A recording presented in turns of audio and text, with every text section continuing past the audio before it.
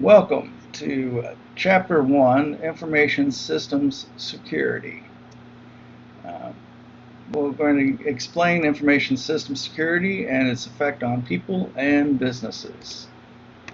And we'll cover many security concepts in this chapter. Within security, we are usually trying to implement one of the three pillars of security: confidentiality, integrity, or availability.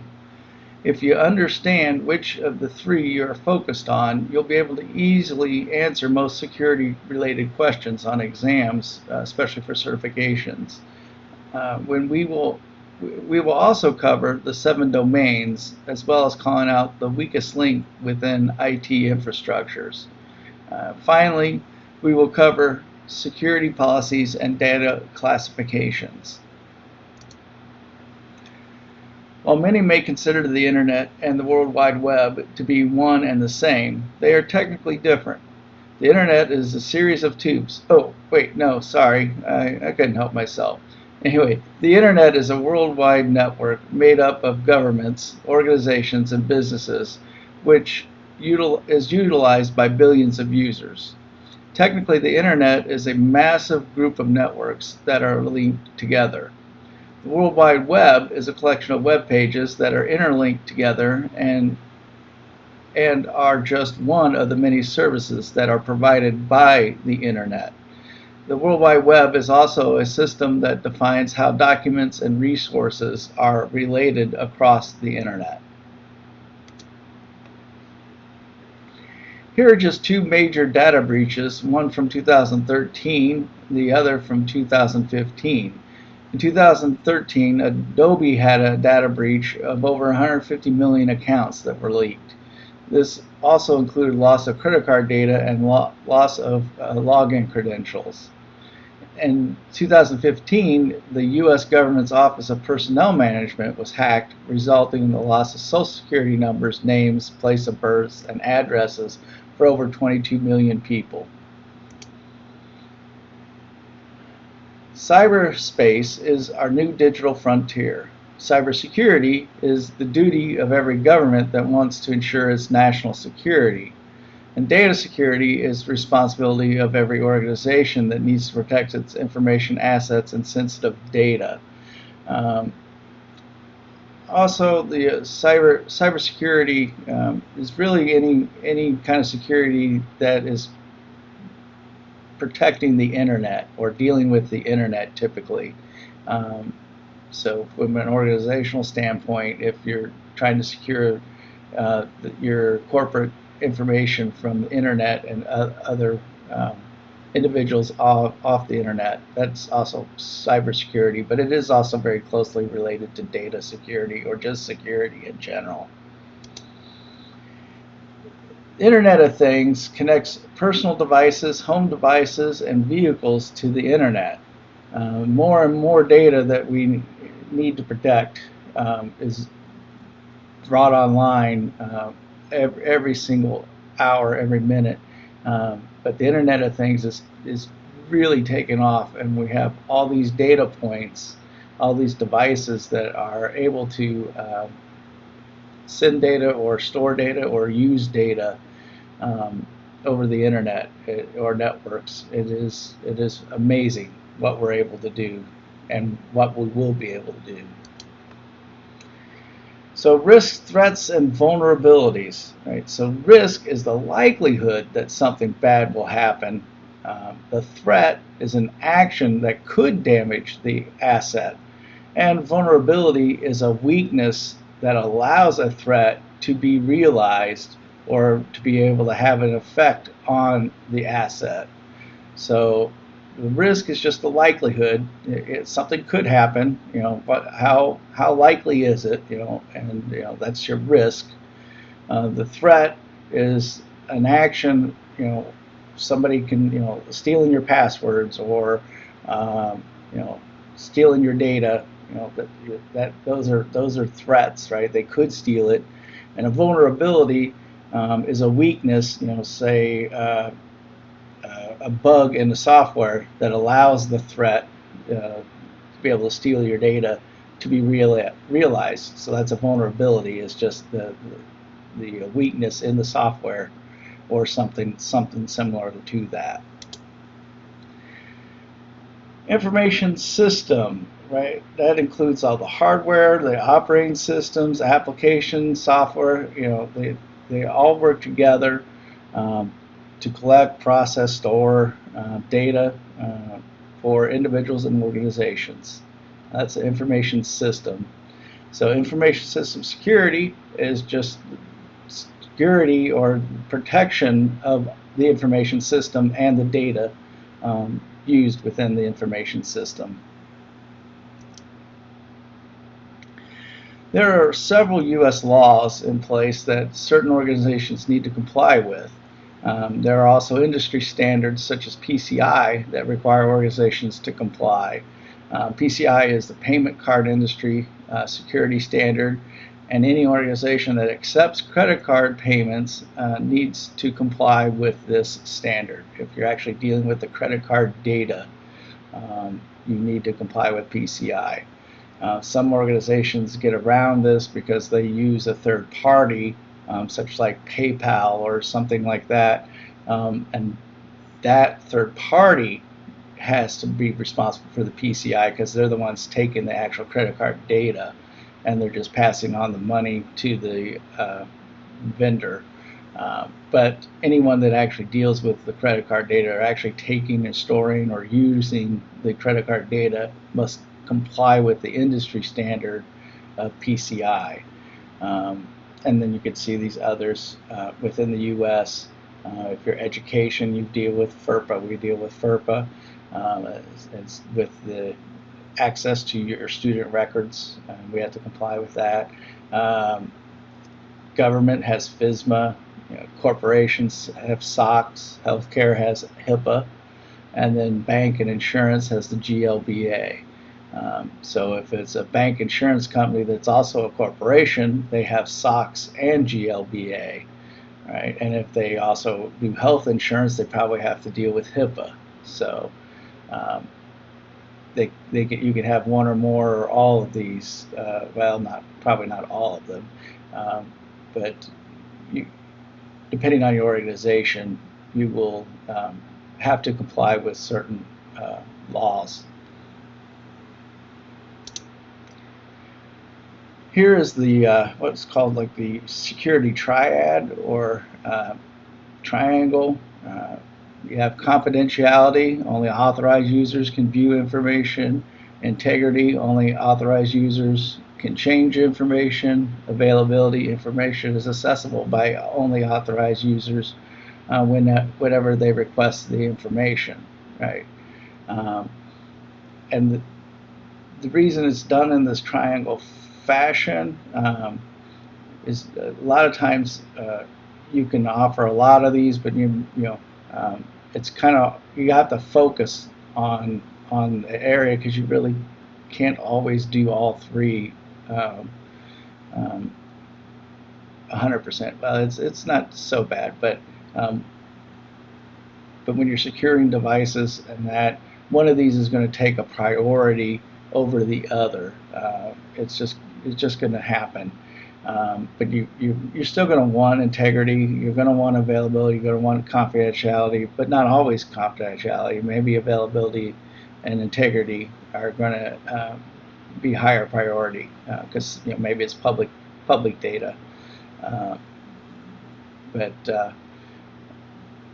typically, for your security exams, one of these is going to be more important, and identifying which one is most important for a given scenario is going to be key in identifying how to answer the question, is where I'm going with that.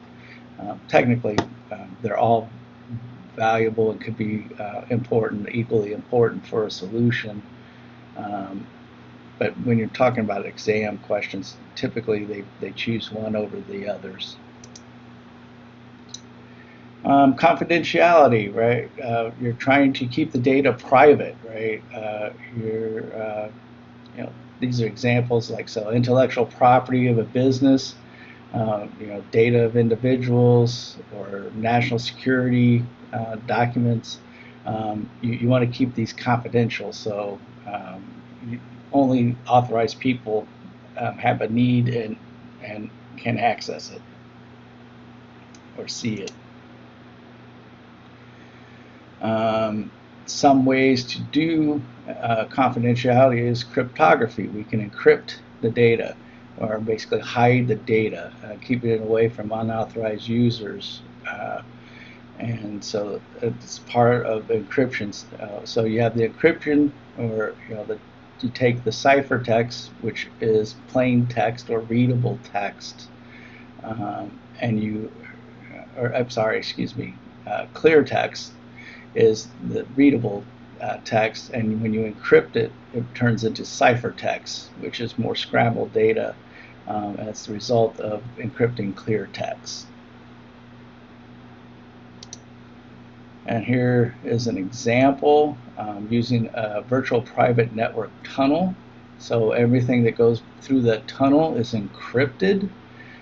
So we have the encryption process is the process of taking clear text that is readable and then using some sort of algorithm to jumble up and replace the text so that it's unreadable, also known as the ciphertext.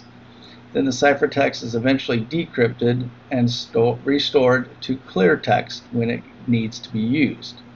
Here in this example, the text is readable and said to be clear text on the PC on the left. It's then encrypted when it travels through the VPN tunnel, and then decrypted at the other end of the tunnel on the right when it finally reaches the server at the other end. And so it gets turned back into clear text.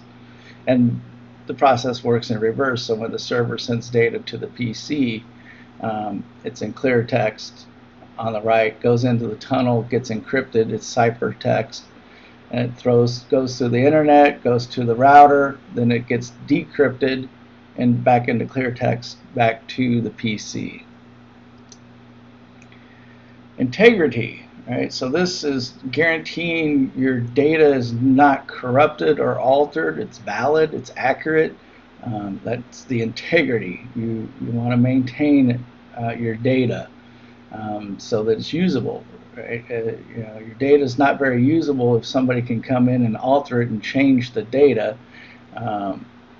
You wouldn't like it very much most of the time. Especially like if somebody were to change your bank account data and took your checking account balance down to zero, right? So having things in place to prevent that from happening, right, from altering the data,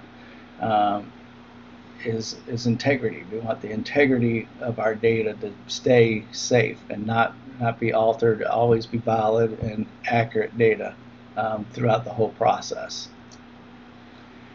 Availability is just, the data is available when the users need it, right?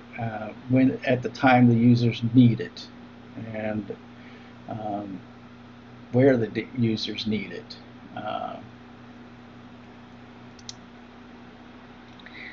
So we use some terms with availability. Uptime is total amount of time that a system or application are accessible, typically measured in units of seconds, minutes, and hours within a given calendar month, but is often expressed as a percentage of time available. For example, 99.5% uptime. The total amount of time that a system application is not accessible is the downtime, right? It's measured in units of seconds, minutes, and hours for a calendar month as well. But typically you don't see it expressed in a percentage of downtime, but it could be. So if you had a 99.5% uptime, you'd have a 0.5% downtime. Availability is a mathematical calculation where A equals the availability equals the total uptime divided by the total uptime plus downtime, total downtime. So so basically total time. So that's your availability. Mean time to failure, also known as MTTF, is the average amount of time between failures for a particular system. So how often, and what's the average? Say say you have a failure, once every 6 months, right? That's on average. The average time between your failures for a particular system.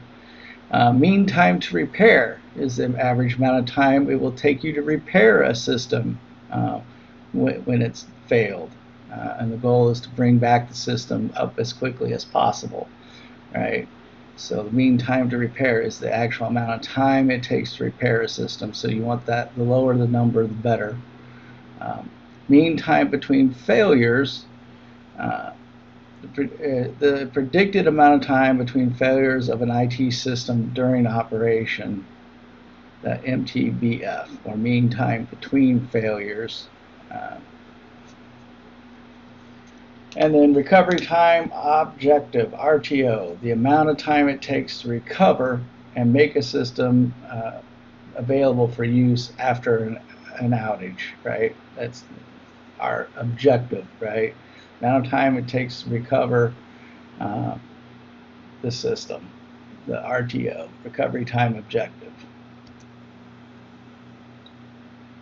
And here are our 7 domains. We have the user domain there on the left. It defines the people who access an organization's information system. You have the workstation domain right next to it.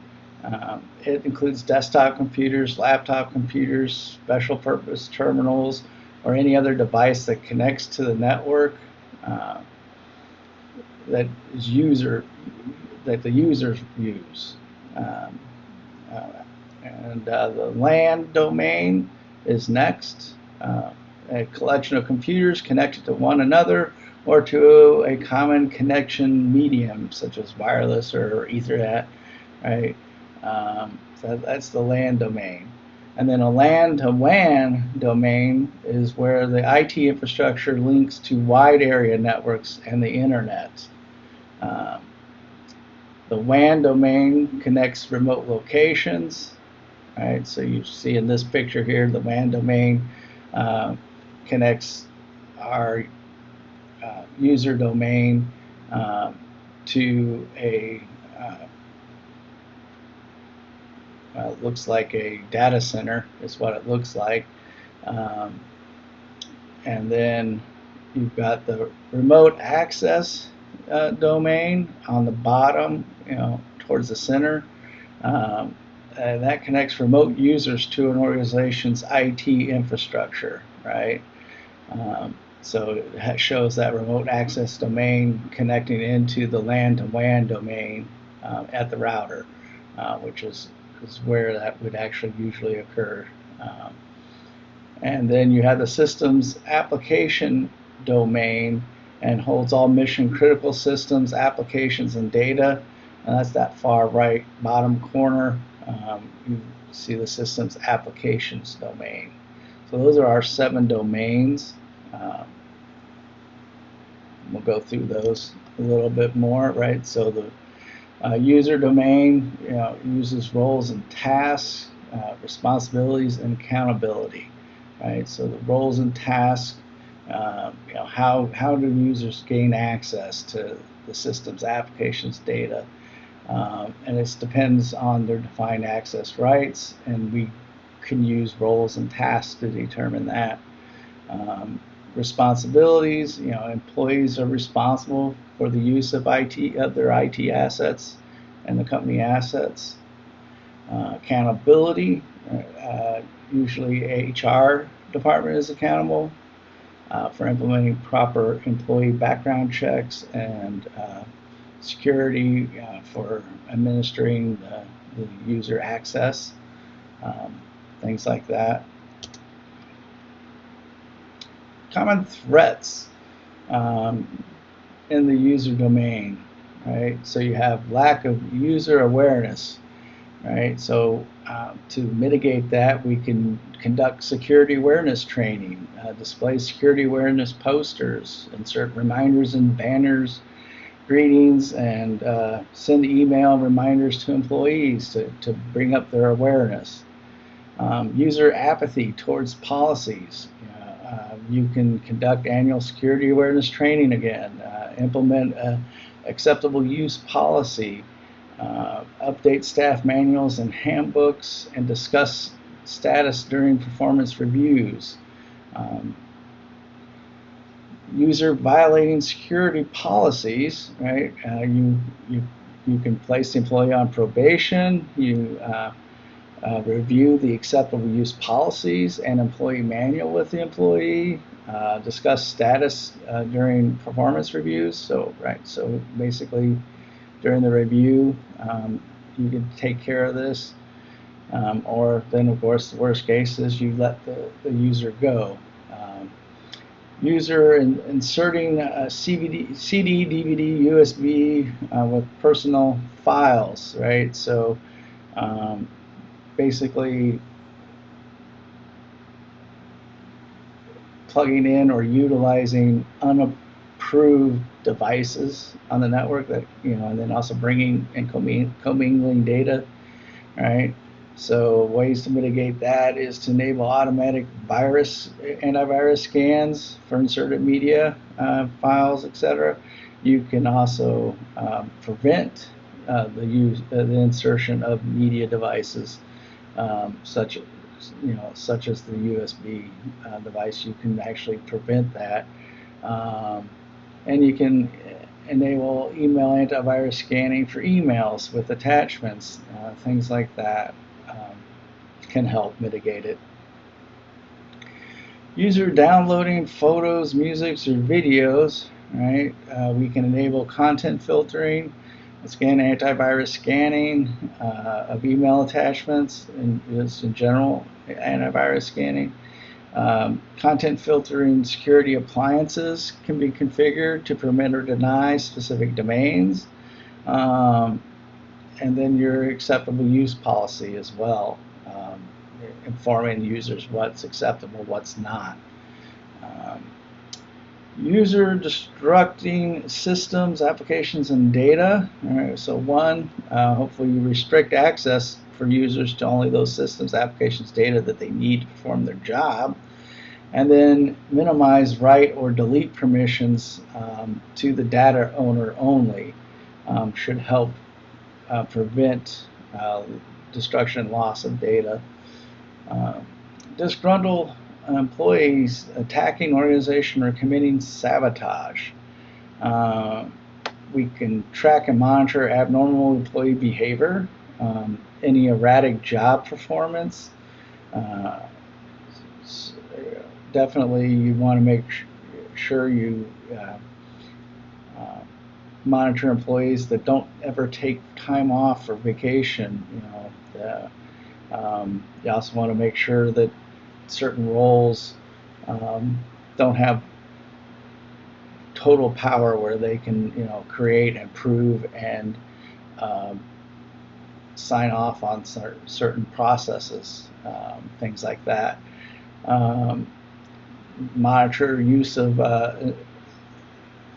IT infrastructure during off hours, and then you can, also your acceptable use policy, monitoring compliance with that, and then let's see here, other, that basically just monitoring and auditing employees' use of the IT resources is one of the ways to mitigate this. And then employee blackmail or extortion. You once again track and monitor abnormal employee behavior, especially the use of IT infrastructure during off hours. Enable intrusion detection and intrusion prevention systems. Monitoring for sensitive employee positions and access. Make sure that the intrusion detection prevention systems are examining the IP protocol, internet protocol, the IP data streams for inbound and outbound traffic. have alarms and alerts programmed within these detection and prevention systems to help identify abnormal traffic, and then also have policies and procedures in place to, in case it does happen, how do you handle this? All right, workstations domain, the workstation domain, right? So we're going to configure the hardware and depending on the roles and tasks of the users, you're going to harden the system, and you're going to ensure that they have antivirus installed and running. We're going to want to ensure the integrity of the workstation's data, the workstations and the data.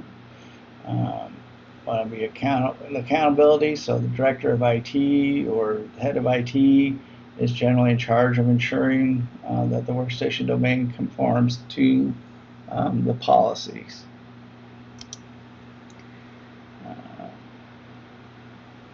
And so then we have unauthorized workstation access. So we enable password protection on the workstations to prevent access from unauthorized personnel. Unauthorized access to systems, applications, and data, right? We define strict access controls, policies, standards, and procedures and guidelines. Implement second-level tests to verify users' right to gain access, right? So you have a separate a test. Just because they have the log into the workstation, doesn't mean that they have access to everything. Desktop or laptop operating system vulnerabilities. Define the workstation operating system vulnerabilities window policy. So when our security patches installed, and then what's the time between them? So the vulnerability window is the gap in time that you leave a computer unpatched with a security update. So you want to minimize that amount of time and start periodic workstation domain vulnerability tests to find gaps. Desktop or laptop applications, software vulnerabilities, or patches as a threat, right? So once again, you define the vulnerability windows policy, update the application software and security patches according to your policy, standards, procedures, and guidelines. Viruses, malicious code, and other malware, right? So we put antivirus on the workstations. This helps prevent that. We're going to have antivirus, malicious code policies, standards, procedures, and guidelines to help users and staff understand how to configure a workstation and what's acceptable. We want to enable automated antivirus protection solutions that scans and updates individual workstations with proper protection. User inserting CDs, DVDs, USBs, right? Deactivate all CD-ROM, DVD, and USB ports, right? Enable automatic virus scans for all installed media. Then finally, users downloading photos, music, or videos. We enable user content filtering, antivirus scanning at the internet entry and exit points, and enable workstation auto scans and auto quarantine. So our LAN domain includes both physical networks and logical networks. LAN support group is in charge of the physical components and logical elements, and then the LAN manager is responsible for the integrity of the data within the LAN domain and the availability, right, of the LAN. All right. So these are the threats to the LAN domain. I'm not really going to go through all of these. But this suffice to say, right, so you're going to try to prevent unauthorized access. You're going to make sure that your servers and devices are patched and updated. You want to try to eliminate unauthorized access from rogue users from your wireless access points or WLANs or wireless LANs. And then you want to ensure that the data transmissions are encrypted between workstations and wireless access points to keep the confidentiality of data. And then finally, the LAN server have different hardware, operating system, software, which can make it difficult to manage and troubleshoot consistently. So if you have some configuration guidelines and standards and try to prevent too many one-offs, you're better off. So if you always use Dell or HP servers, and certain models and brands, it can help sometimes, because if you have all kinds of different types of servers, the configurations are going to be different and hard to keep up to date, and also it'll hurt within the troubleshooting. Not that one is better than the other, but standardization does help. LAN to WAN, right? So this includes both the physical and logical networks. And the physical parts need to be managed to give easy access to service. Who's responsible? The physical components, logical elements, and applying the defined security controls.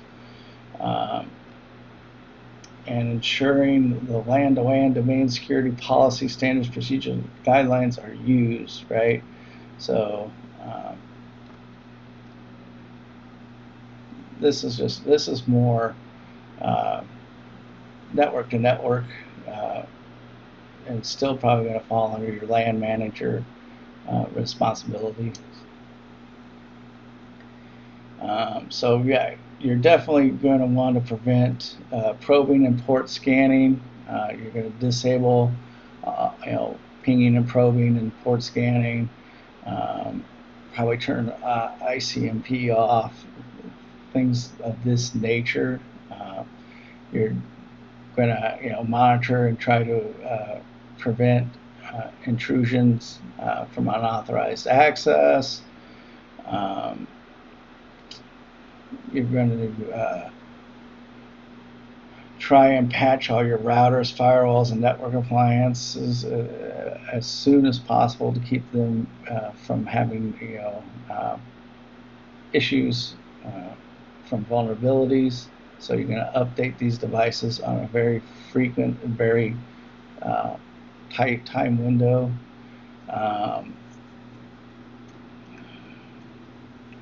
Downloading unknown file types, right? So you're going to hopefully apply some file transfer monitoring, scanning, and set alarms for unknown file types to help mitigate this issue of downloading files that might cause damage.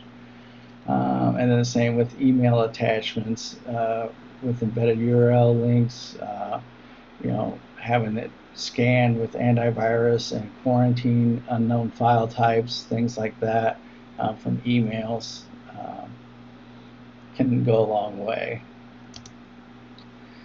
And then our WAN, wide area network, right, allows the users the most access possible while making sure what goes in and out is safe, right? We've got physical components and logical elements, once again, and then we're going to maintain and update and provide technical support and ensure the company meets security policy standards, procedures, and guidelines. Right? Common threats to our wide area network, open, public, accessible data. Right?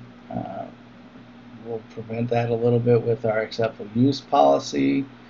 Let's see here.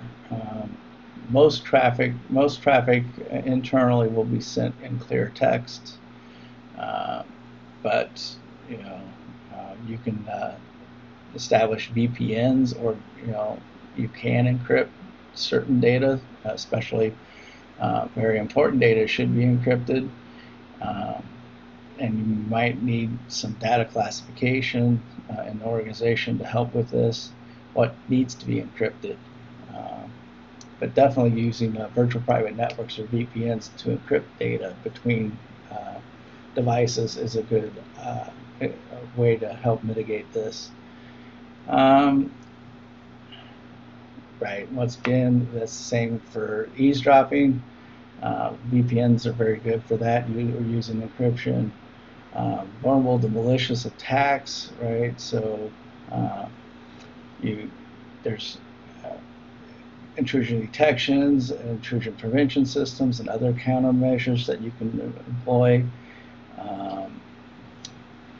DOS, distributed denial of service attacks and denial of service attacks, right? So you can put filters on exterior IP stateful firewalls and routers to help mitigate these.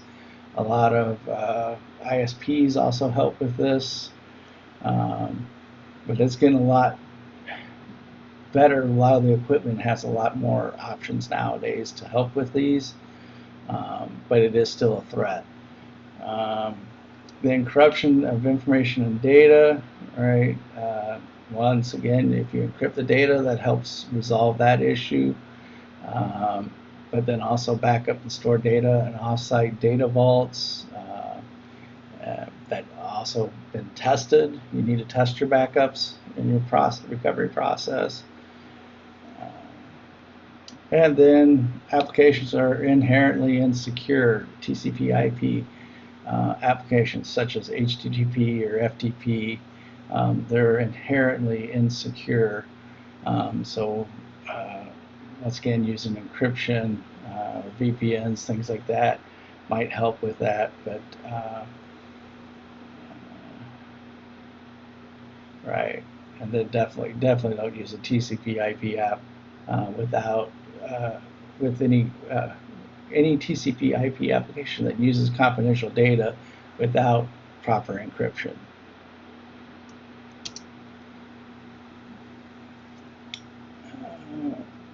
Continue on with our WAN domain threats.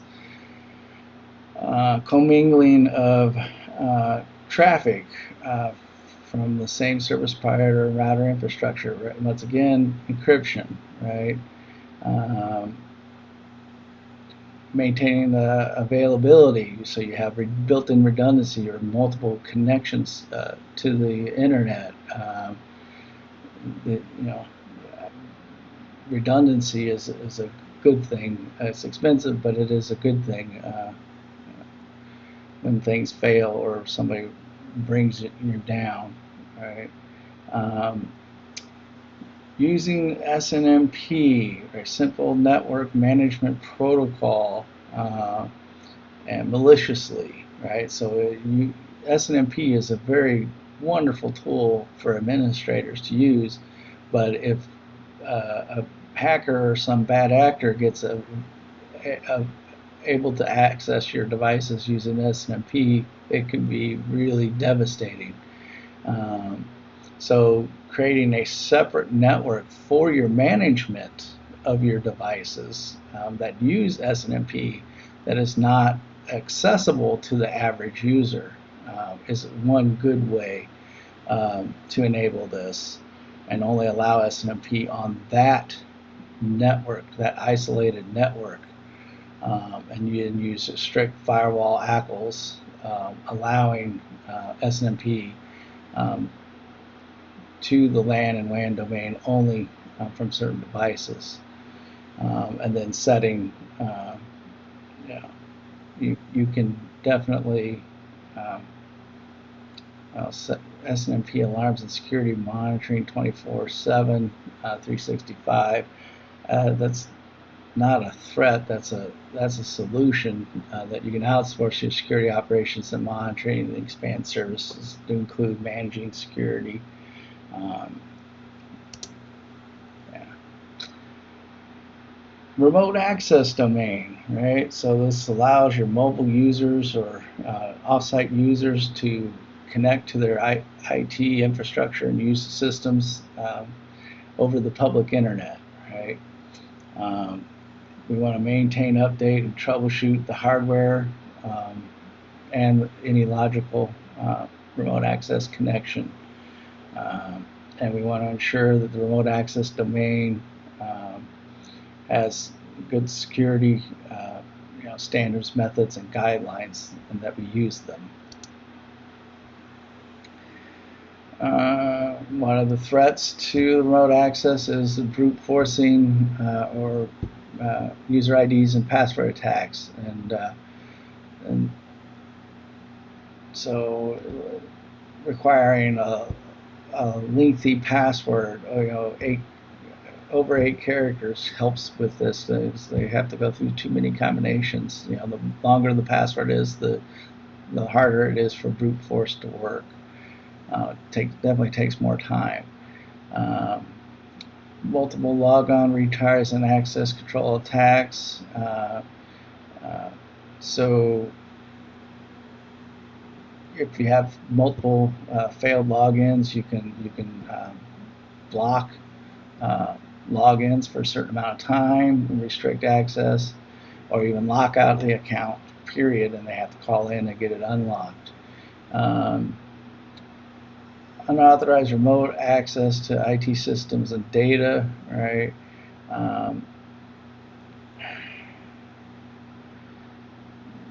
Yeah, I mean, this can happen, but I mean, definitely your access controls, acceptable use policies, teaching user awareness training about how to keep their laptops or other devices safe and secure from other users. Those are basic ways. And then confidentiality, our data compromised being remotely, so encrypting data. Once again, encryption is one of the best solutions. That way, also, if data is stolen, if it's encrypted, it's not usable by anybody, because it's going to take them forever to unencrypt or decrypt it. And then data leakage in violation of data classification standards, right? So we just one, you can monitor your domain for data if you have proper data classification done. You can easily monitor your domain, your LAN and WAN domains for the data transfers and knowing where your data is, and preventing data from going off site that shouldn't be, and then once again encrypting the data helps as well. System application domain, right? This includes all hardware and any logical hardware, security, mission critical applications, intellectual property, both physical and logical, responsible server system administration, database design and management, design and access rights to systems, being accountable, right? Ensuring the security policy, standards, procedures, and guidelines are established and in compliance. All right, once again, we're going to try and make sure that everybody that needs access has access, and if they don't need access, that they don't. Try to prevent that, and then you have your policies, standards, procedures, and guidelines for staff and visitors for your secure facilities. Downtime, right? You want to create systems that bring together servers, storage, networks, and that provide you the best available uptime making robust systems, redundant systems, so that you can perform maintenance and bring one side down while the other side's still up, right? Insecure cloud computing virtual environments, right? Implementing standard security like firewalls, and server segmentation, putting multiple separate networks, right? And virtual firewalls, and also firewalls on the devices, intrusion prevention detection systems, things of those natures. Corrupt or lost data, all right, so you're going to mitigate that with data backups, right, offsite storage, data archiving, but then also make sure that you test your backups, make sure you can restore and recover. And then loss of backup data, right? So convert any digital data for long-term storage, retain backups from offsite data vaults, and then once again just test to make sure it's available. And the weakest link in security is the user, right? Users are going to be your weakest link in the environment. We've got pretty good handle on our infrastructure hardware. We can put things pretty secure, but it's the users that can circumvent these checks and systems. We can do background checks, evaluate our staff regularly, rotate access, right? Like I mentioned earlier, if you have an employee that never takes vacation, make sure they have time off, that no one position stays with the same person at all times, and then test applications and software, review for quality, regularly review your security plans, perform annual security control audits, make sure that access is still needed, right? And at least yearly you need to relook at everybody's access, and do you really need that access still? And ethics and the internet, right? So many of you probably have noticed online our behavior is often less mature, or we'll do things that we wouldn't probably do in person. And then, of course, our demand for security professional is growing very rapidly. It is definitely a much needed skill set in today's environments. And then the government has defined a policy regarding acceptable use of the internet geared towards U.S. citizens. It's not a law or mandated, but it's a good start. It's a good place to start. And then IT Security Policy Framework is a hierarchical framework for documenting and implementing a set of IT security policies. And a policy is a short written statement that defines a course of action that applies to an organization, to an entire organization.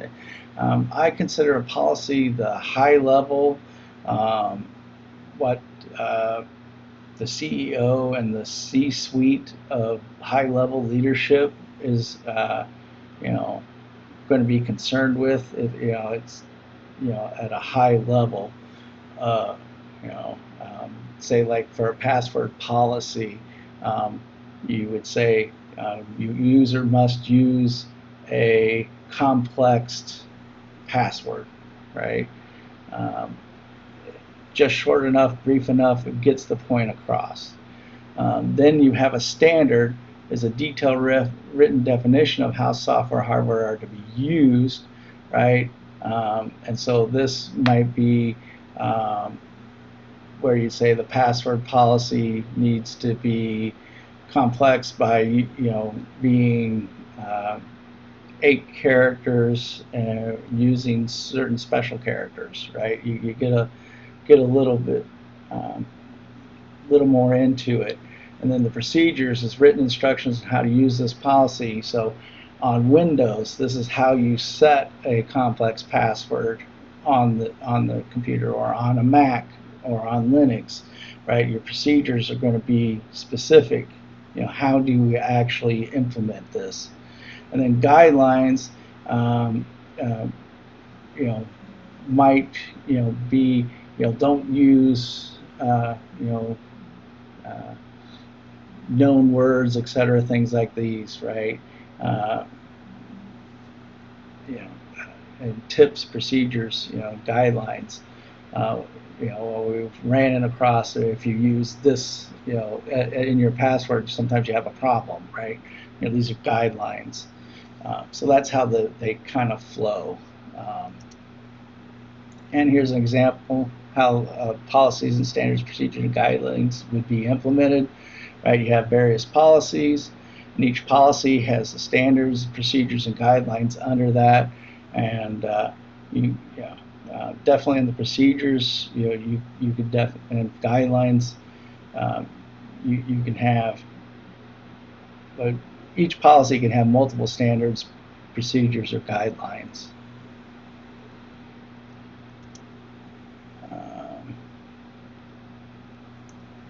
And then here are just some key security policies that you should find in any organization, right? The acceptable use policy, or AUP, right? It defines the actions that are and are not allowed within the organization for the use of its assets.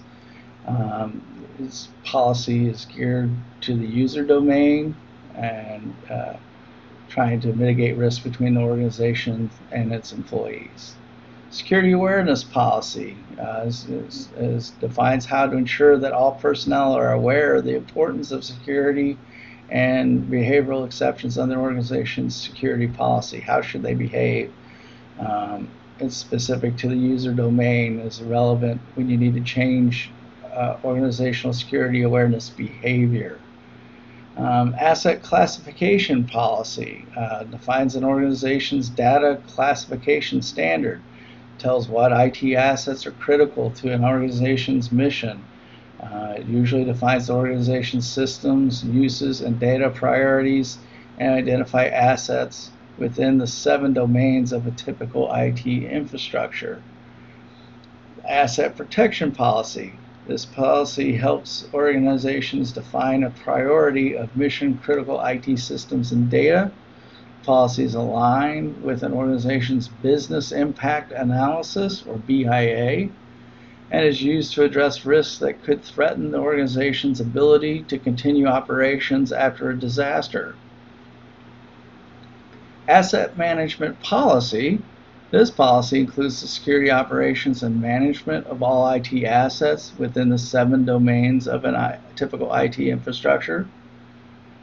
Vulnerability assessment and management. This policy defines an organization-wide vulnerability window for production operating systems and applications. You develop organization-wide vulnerability assessment and management standards, procedures, guidelines from this policy. Just like any of these policies, you would define standards, procedures, and guidelines. And then finally, the threat asset assessment and monitoring policy defines the organization-wide threat assessment and monitoring authority. You know, you should also include specific details regarding the LAN to WAN domain and acceptable use policy compliance within this policy.